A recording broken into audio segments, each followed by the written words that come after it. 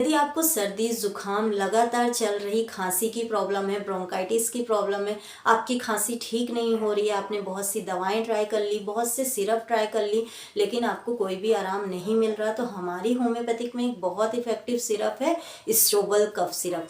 स्ट्रोबल cough syrup के pictures आप screen में देख सकते हैं। इस कफ सिरप को लेने से आपकी जो प्रॉब्लम है वो ठीक हो जाती है। अगर लगातार आपको खांसी चल रही है तो ये मैजिकल दवा के रूप में काम करती है, आपकी खांसी बहुत जल्दी आराम मिल जाता है।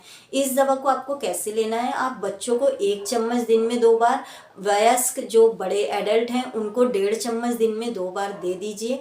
आप इसका रिजल्ट खुद देख सकेंगे। आपकी खांसी, सर्दी, जुकाम, ब्रोंकाइटिस की प्रॉब्लम जल्दी सॉल्व हो जाएगी।